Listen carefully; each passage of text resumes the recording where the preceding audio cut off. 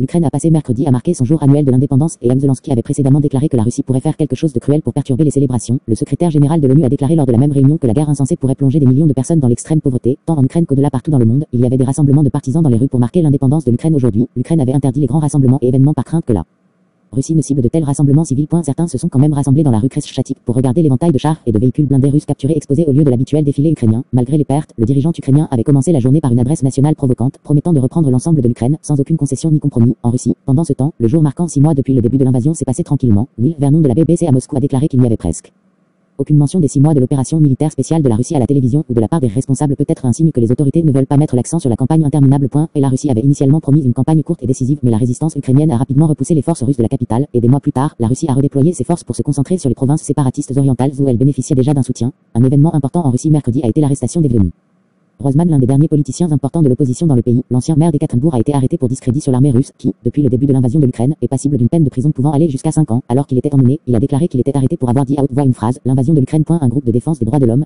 Info, affirme que plus de 16 000 personnes ont été arrêtées pour avoir protesté contre l'invasion, des infractions qui incluent des manifestations de rue, des publications sur les réseaux sociaux ou simplement se référant à l'opération militaire spéciale de la Russie comme une guerre ou une invasion.